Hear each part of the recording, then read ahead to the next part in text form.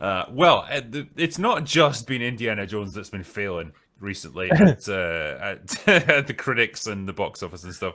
Well, that'll come later, but The Little Mermaid is right on the horizon, and in some areas you can actually go see it already. And the reviews have started to come in, and they're not great.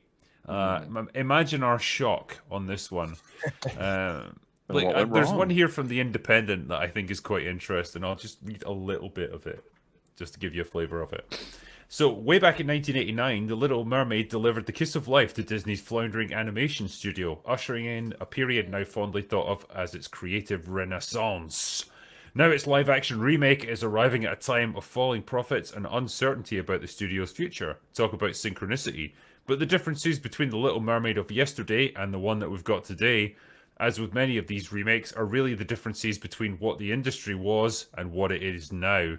This is a Little Mermaid robbed of its voice, its choices ruled largely by fear rather than the thrill of creative risk. What's this one? Oh god, yeah.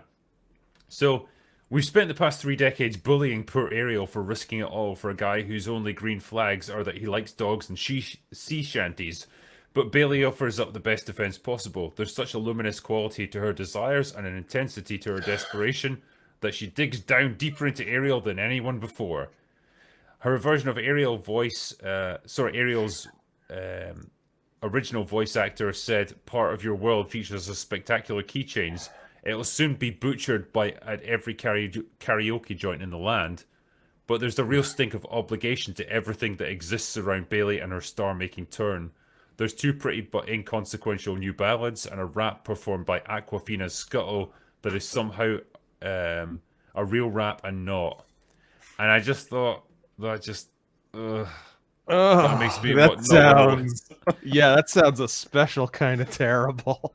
Because I've heard this little rap sequence from Aquafina, and it just made me want to kill myself. As someone who's just out of the loop on like pop music of all kinds, sometimes you dip the toe in, and you're like, man, I'm never listening to any of this ever again. I'm gonna hide in the deep, dark subgenres of metal at this point. I never want to come out. I mean, I had that feeling when Ozzy Osbourne hooked up with Post Malone a while back. I don't think I'll be heading down this alley anytime soon. I mean, who had the idea of making Aquafina a voice actor? Like, I don't know. Play to your strengths, It's like when you've got someone who sounds like a 70-year-old that's been smoking her entire life and she's only like 25. Like, oh, you don't want to be hearing that. Like, that's not your strength. Well, everyone remembers back in 1989 where they had Run DMC do a rap song and the original Little Mermaid. So, come on, let's just keep it going. Yeah, I still remember Public Enemy's rousing Lion King number. My goodness. Oh, God damn it. But yeah, there's a few other reviews here that, from the Financial Times. Frankly, this Ariel could do better. The Austin Chronicle says this remake just sort of treads water, buoyed up by the excellence of the original. Already with the puns, yuck. Yeah. So it's sitting at the moment. It's a kind of middle of the road 72% with the critics, so it's kind of not bad. I would expect that to change quite a bit once it hits all the major territories. Keep in mind, family movies, there's usually kind of, they handle them with kid gloves a little bit initially, you know what I mean? Because it doesn't quite have the same bar of quality to hurdle as like a serious drama or something. I'm pretty sure that no critic is going to criticize the main actress. No. That's not going to happen. No. They absolutely not. So even the most scathing of reviews will be like, this movie fucking sucks. But, Halle Bailey is fantastic. Well Stunning done. and brave. Maybe she is Drinker. Maybe she is, yeah. I will reserve judgment. Dude, she's a chameleon, which explains the eyes anyway. But no, she's incredible. It's a joke. My goodness. It's going to be just like in... it's just going to be like in Aladdin. It'll be the same thing, the real-life remake, where they gave the princess her own special new ballad to empower her, and it sucked. And it's going to be the same thing with this, where they give her a couple new songs and they will suck as well. Well, they've talked quite a bit as well about her motivation and what this movie's all about from her point of view, because the original is that she was willing to give up her voice so that she could live in the world above because she'd fallen in love with a man there, and that cannot be done now as a motivation for your female character, because she has to be strong and empowered and doesn't need no man. Like they're just there. We don't need them anymore. And so it's all about her and just like wanting to explore the world herself. And apparently she's the one who saves the day. You might remember from the original, since we were kids back in the 90s, it's Prince Eric who saves the day, kills Ursula when she's about to murder Ariel. But no, that doesn't happen now. Ariel saves herself, because of course she does. I guess he's just kind of there on the sidelines cheering her on. Right. What do you admit he's unconscious? Well, I just think, like, how does the romance work in a film like this? Because it was kind of the core message of the original movie, that that love for another person, it can prompt you to make sacrifices. It can push you out of your comfort zone. It can make you take steps into a whole different world. Now it's just like, yeah, you don't need anyone. But you might choose to hook up with someone, I guess, if they're worthy of your time. That seems to be where they're going with it now. And man, it doesn't seem very inspiring, How does it work physiognomy terms? Like if they're going to hook up, like how'd you have sex with a mermaid? Right. Yeah. I think he's asking the biomechanics of fucking a fish, I think, is where we're going. The Lighthouse. If you ever watch The Lighthouse, there's a bit there where he fucks a mermaid, and he explains it quite well. You ever watched The Shape of Water? So I want to bring this to the panel, because this is something I've thought about a few times, because my mind is twisted like this. But the centaur in fantasy things, where it's got the body of a horse and then like don't go there. Don't go there. Is it hung like a horse? Yeah. So if the lady, what if the centaur is really sophisticated and intelligent and is a real gentleman? So can like a woman hook up with a centaur? What would it be classed as bestiality? I don't know. Like, would it be technically illegal? I guess it depends on your fantasy world. I mean, I like the idea of a sophisticated centaur. Like he's wearing like a tuxedo or something, like a custom made one. Like, if centaurs were real, they would get rights equal to humans, I think. And so, yeah, that's what would happen. There would definitely be advocate groups for them, I would say. What are they going to do with Ursula? Subreddits for them? Are you shitting me? Come on. There's probably erotic fiction on Tumblr right now. Right now. Guarantee you. So what are they going to do with the character of Ursula? Because she's an evil character, and usually the go-to is that she's essentially lesbian, is usually like the subtext. But now they need to empower her somehow, and she has to have her own narrative arc. So what are they going to do with her? She's a Karen. Probably she's a Karen. I mean, she's played by Melissa McCarthy, so that's like enough of a disability as it is. Yeah, that's true. They're going to go funny evil. That's the direction they're going to go. Okay. She was probably wronged by a man at some point, and this is all like well-deserved revenge against the world. Oh man, so. You probably have no idea how close to the target you hit there. That's the horrible part. I am certain that's probably it. The thing is, I know the rules. I know the rules of all this stuff, like how they write movies, and like I know what they have to operate under, and so like I apply the formula to whatever scenario they have to come up with, and I'm like, yeah, it's inevitably going to be a man's fault somehow down the line, and that's the motivation for everything. Triton's X. That's how. Yeah. Once you understand the rule set that these writers at Disney have to work under, it's like you could pretty much predict the story for any movie that they produce. You could pretty much just get an AI to write it at this point. Yeah. It's like, as long as you establish a set of rules, like, woman must never be at fault, man is like root cause of all problems. Like, you can just like put all those criteria into an AI and get it to produce a script for you, and you'll have a Disney movie. Guaranteed. And whenever possible, the main villain has to be ultimately revealed to be a rich, evil white guy. Like, that's also a big thing. Yeah.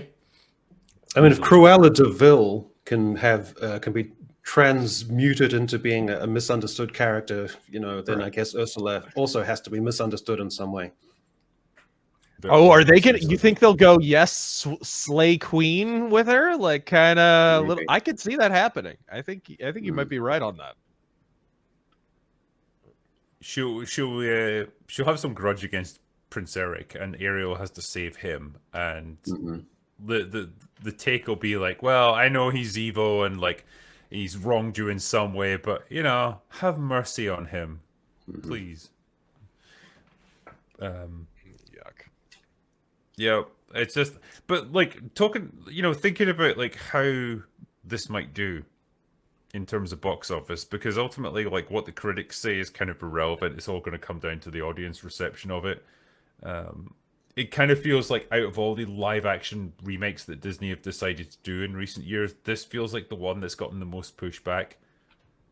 Partly because of the casting and stuff, and just partly because I think people might be over it a little bit. Like, I think the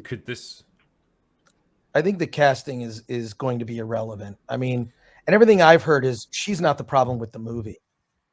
I mean, the big problem with this movie, because I think it'll do a okay opening weekend, and then it will tank. It's going to absolutely spiral and tank. And the reason is running time. It's 2 hours and 15 minutes. This is a movie mainly targeting children. And my colleague, Alan Ing at Film Threat, who saw it, says that at about the 90-minute mark, kids were squirming and getting restless and bored. They were bored. This is look, someone please make a t-shirt that says normalized 2-hour movies. Thank you. Yeah. I'm so sick of these movies that are north of 2 hours. If your movie is going to be north of 2 hours, you better have a good reason for it. It better be an epic, right? Just give me a David Lean epic, something.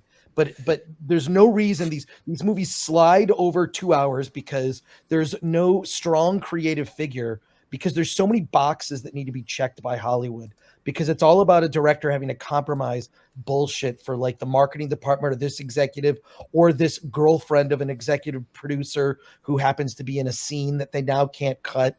I mean, these are the dumb politics that filmmakers now have to thread the needle. And so I mean, look, Lucas and Spielberg, they had the right formula. Their movies were 2 hours, maybe 2 hours and 2 minutes with credits, but they were a tight 2 hours.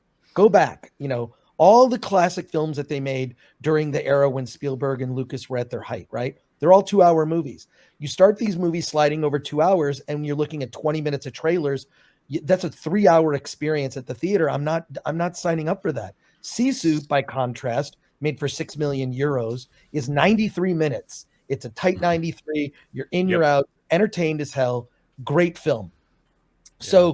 So these north of 2-hour movies, especially a north of 2-hour film targeting children, and also the kids from the 90s who saw these films when they were young and have those imprinted memories. Or wait, wasn't Little Mermaid 89? Somewhere around there. Anyways, these things were all in clamshell VHS tapes. I'm sure your audience remembers those, Drinker. But the running time is going to kill this movie. It's stupid, weak, and lazy of the studios not to enforce more strict guidelines for running time on these films. I know the theater owners hate it. I mean, why is Indiana Jones 225? I mean, The Flash is 225. Oh my God. Are you ready for 3 hours of Oppenheimer?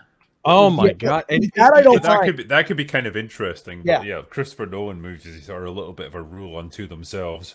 Yeah. Like, I'll take 3 hours of Christopher Nolan's Oppenheimer over 220 of The Little Mermaid. This movie doesn't need to be that long. Oh yeah. And it does this stupid thing where, I mean, this is, I don't know, maybe, I don't know if I may have seen more of the live action Disney films than others on this stream. I think they're all awful. They're terrible. Yeah. Pinocchio is probably the worst one.